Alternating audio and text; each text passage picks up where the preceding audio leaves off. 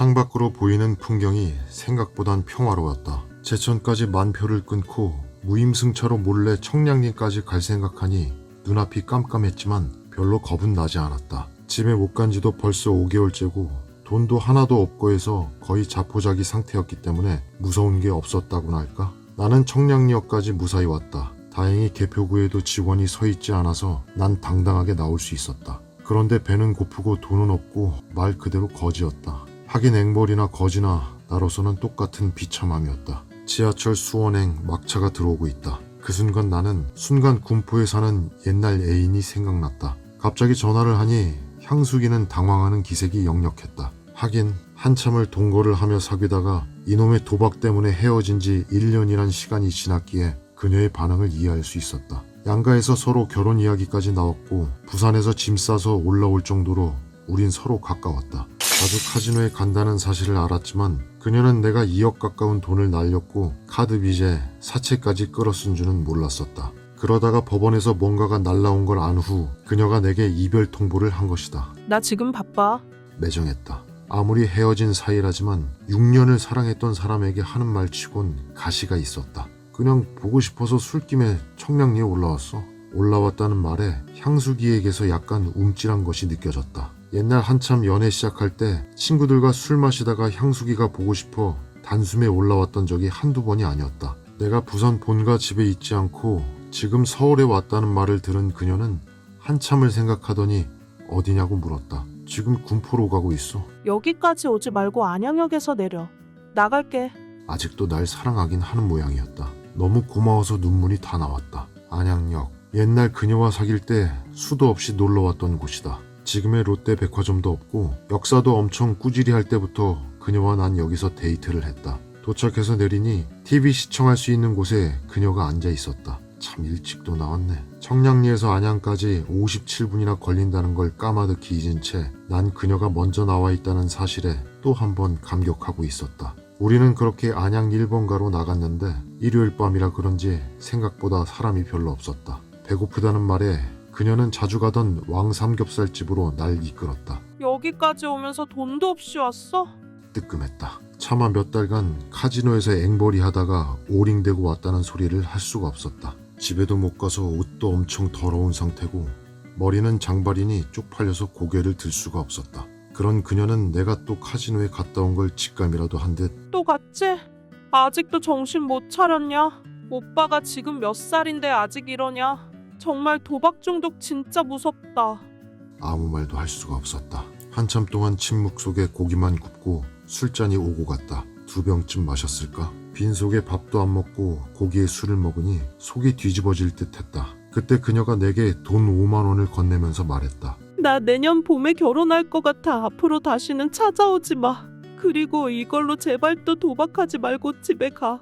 충격이다. 물론 그녀가 새 애인 없이 나만 그리워하고 있을 거란 생각은 하지 않았지만 벌써 결혼이라니 너무 슬펐다. 그러면서도 내 눈은 눈물이 고여있는 그녀의 눈이 아닌 돈 5만 원을 향해 있었다. 아, 내가 정녕 인간인가. 6년을 사랑했고 2년에 가까운 시간 동안 동거하다시피 하며 결혼도 약속했던 사람이 지금 내가 정신 차리기를 진심으로 빌며 울고 있는데 난 돈을 좀 더 많이 받고 싶은 마음이 앞서고 있었다. 정말 난 도박에 미쳤구나 하는 생각이 들었다. 하긴 나도 그녀를 엄청 많이 사랑했다. 난 그녀와 헤어진 후 몇 달간 인간으로서 살아가지 못했었고 이렇게 만나러 가기 3달 전까지만 해도 매일 술 마시고 그녀에게 문자를 보냈다. 그런 향수기는 내가 측은한지 가끔 내게 전화해 날 달래주곤 했다. 도박을 끊으라는 말과 함께 이제는 그녀가 집에 가려고 하는데 놓치기가 싫었다. 지금 놓치면 영영 다신 볼 수 없을 것만 같은 생각에 난 그녀의 손을 꽉 잡고 있었다.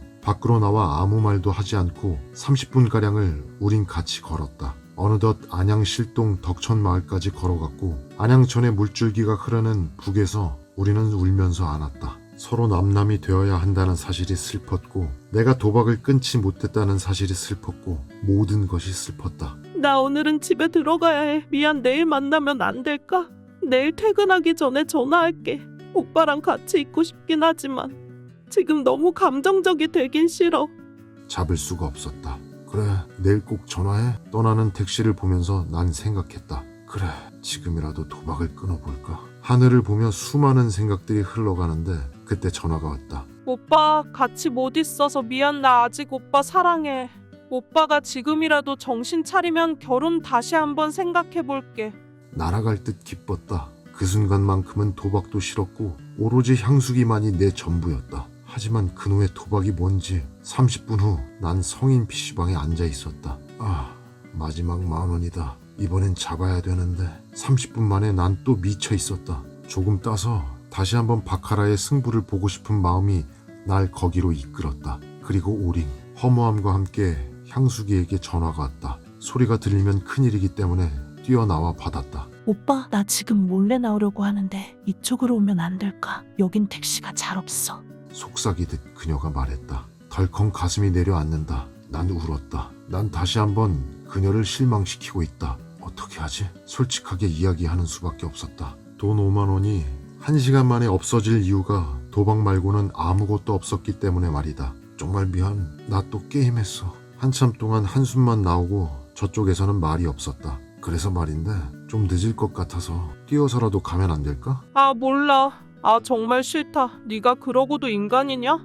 하긴 이런 말을 들어도 싸다. 연애할 때도 몇 년 동안 존댓말을 섞어가며 오빠 오빠 하던 그녀의 입에서 네가 인간이냐? 라는 정도의 말이 나왔다면 더 이상은 기대하지 않는 게 좋다. 그대로 그녀가 전화를 끊어버렸다. 그 후로 다시는 난 향수기를 볼 수 없었고 전화도 할 수 없었다. 별 수 없었다. 너무 추웠기 때문에 안양역에서 노숙할 수밖에. 생각보다 노숙자가 많이 자고 있었다. 한쪽 구석에선 3명이 소주를 마시고 있었고 나머지 대부분은 신문지며 종이판지 등을 덮고 잠을 자고 있었다. 그리고 다음날 전화기마저 요금 미납으로 정지되어 버려서 전화를 받을 수도 없었다. 물론 향수기가 내게 전화를 했을 거라고 생각하지 않는다. 시간이 흘러 싸이월드를 보니 결혼도 잘 끝내고 신혼여행을 떠나 행복하게 사진을 찍은 향수기를 볼 수 있었고 그렇게 내 인생의 처음이자 마지막 사랑이 떠나갔다. 지금까지 이건 카지노를 끄는 나의 젊은 날의 첫 번째 이야기다.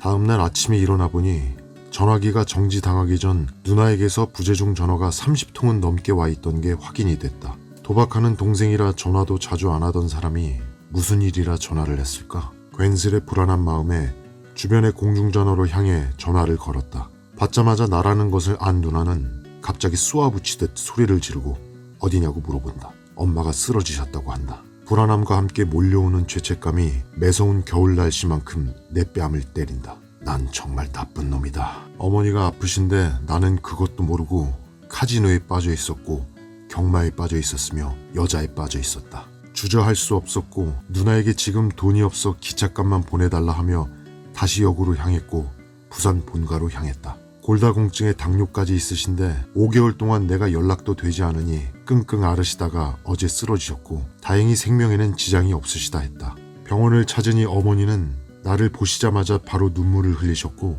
나 또한 울지 않을 수가 없었다. 도박에 빠져 어머니가 정말 좋아한 향수기와 헤어진 것도 죄송했고 카지노에 빠져 집 나온 것도 죄송했고 대학까지 나온 놈이 앵벌이에 노숙자 생활한 것이 너무나도 죄송했다. 당신이 드시고 싶어 하시는 걸 참아가면서 우리 새남매를 애지중지 키우셨던 어머니가 환자복을 입고 계시는데 이렇게 나이가 많이 들어 보이시긴 처음이었다. 내가 더 빨리 잭팟을 터뜨려야 부모님께 효도를 할 수 있을 거라는 생각을 했다. 그리고 카지노에 금방 다녀와야겠다는 생각이 들며 아버지에게 설명을 드렸다. 아빠, 나 서울에서 일하다가 급하게 내려왔거든요. 다시 올라가 봐야 되는데 아버지 차 타고 금방 다녀와도 될까요? 아버지 차를 전당포에 맡기고 잭팟을 상상하니 심장이 터질 것만 같았다.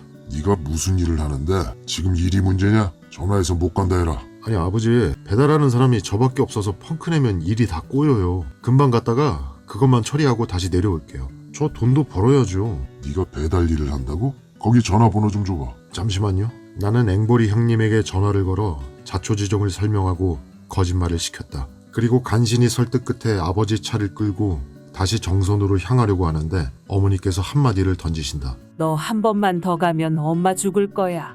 알았지?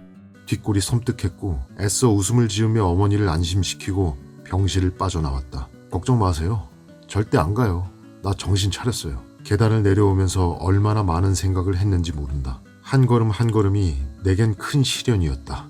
내가 이렇게까지 하면서 카지노에 가야 되나? 한숨밖에 안 나왔다. 그리고 고속도로를 올리는데 언제 그랬냐는 듯이 간만에 운전을 하니 너무 재미있었다. 시원스레 창문도 열어보니 몸과 마음의 무거운 짐들이 날아가는 것만 같았고 휴게소에 들러 충무김밥과 우동을 먹고 담배도 한 대 피웠다. 그리고 여러 가지 생각이 들고 있었다. 최근 몇 달 동안 앵벌이로 고생했던 생각, 향수기를 만났던 추억들, 경마장의 스포츠 토토, 인터넷 도박의 바다 이야기까지. 이런 기억들이 주변의 농촌 풍경과 함께 지나가고 있었고 배도 부르고 잡생각도 나는데 차 히터를 빵빵하게 틀어놓으니 졸음까지 쏟아진다. 그렇지만 군위를 지나 거의 다 왔다는 생각에 쉼터에서 휴식 한번 취하지 않은 채 고속도로를 끝내고 국도로 들어서 열심히 달리고만 있었다.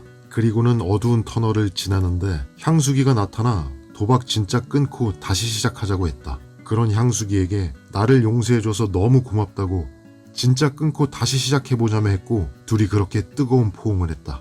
그런데 어떤 할아버지가 새파랗게 어린 놈들이 도로에서 뭐하는 짓이냐며 내 등을 후려치는데 그때 번뜩이며 잠에서 깼다. 몇 초가 지났을까? 솔직히 몇 초가 지났는지 모르겠지만 난 그 순간 졸았고 꿈까지 꿨던 것이다. 터널이 시작할 때부터 졸았고 끝나갈 무렵 깬 것이다. 10초가량이 흘렀던 건가? 눈이 떠졌을 때는 본능적으로 있는 힘껏 브레이크를 밟고 있었고 눈앞에는 하얀 아반떼 차가 있었다. 나는 소리를 지르며 옆차선으로 핸들을 틀었는데 그때 가드레인을 쳐박으며 차가 고꾸라지는 것을 느꼈다. 내가 다시 눈을 떴을 때는 구급차 아니었고 어딘지 모르겠지만 어느 병원에 도착해서 서둘러 나를 응급실로 옮기고 있는 것을 느꼈다. 결과적으로 나는 목뼈에 금이 가서 깁스를 하고 왼쪽 다리는 차체에 끼어 짓눌리며 뼈가 부서지고 철심을 박아야만 했다. 그리고 지금까지 다리를 절며 생활을 하고 있는 장애인이다. 다행인지 불행인지 죽고 싶다는 생각을 많이 해오던 터라 기쁘지도 않았지만 생명에는 지장이 없었고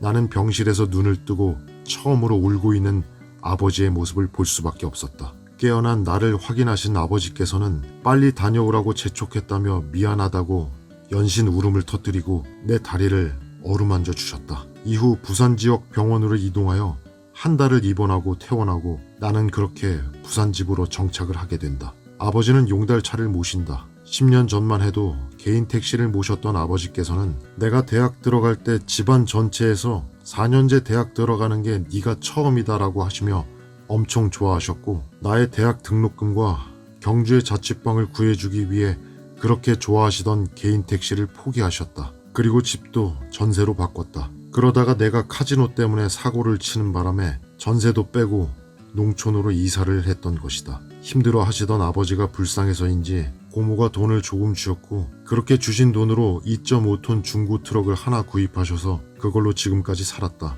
용달 일을 하신다. 퇴원을 하고 어머니의 신나시는 식사 준비 소리에 눈을 떴고 밖으로 나와 담배를 한 대 피는데 아버지 차가 안 보인다. 갑자기 내 자신이 부끄러워졌다. 돈 없을 땐 굽신굽신 앵벌이 짓하고 돈 좀 모이면 한 방에 몇십만 원씩 베팅하고 그러다가 돈 따면 1인분에 2만 원이 넘는 소고기를 당연하듯이 먹어치우는 나 자신이 말이다. 그에 비해서 화물을 싣고 몇 시간 동안 운전해서 남는 돈이 고작 6만 원인 아버지. 너무 말도 안 되는 상황이었고 나란 인간이 미웠다. 아침 8시 잠을 잘 수가 없어서 멍하니 TV를 보고 있는데 밖에서 찻소리가 나니 아버지가 오셨나 보다. 어디 갔다 오셨어요? 광주에 급하게 화물 보낼 게 있다길래 다녀왔어. 아버지는 초췌한 모습으로 세수를 하시고 밥을 드셨다. 얼마나 힘이 드셨는지 숟가락도 제대로 못 드신다. 하긴 70이 다 되어가는 나이에 화물차를 야간에 10시간 가까이 몰고 고속도로를 달리셨으니 손에 힘이 없으신 게 당연하다. 다시 한번 고개가 숙여진다.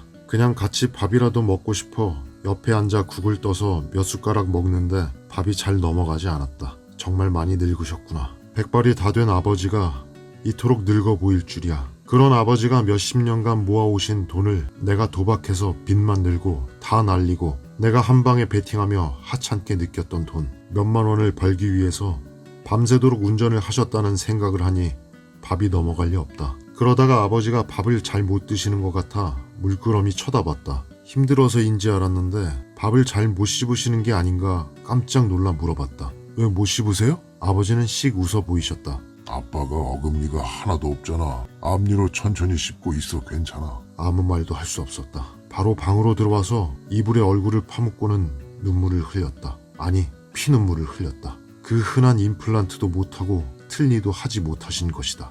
우는 것을 멈추고 나는 밖으로 나가 막 소리를 지르는데 덩달아 동네 개들도 따라 짖고 소들도 같이 울어준다. 닭들이고 바람이고 다들 나의 소리에 함께 반응해주니 더 분해지고 분노가 치밀어 올라 텃밭에서 땅을 마구 내리쳤다. 치아가 다 빠진 아버지의 미소가 계속 아른거려서 미칠 것만 같다. 주먹이 다 까져도 그 분이 풀리지가 않는다. 그런 내가 걱정이 되었는지 아버지가 나오시고 밭에 주저앉아 있는 내게 오셔서 내 머리를 쓰다듬어 주신다.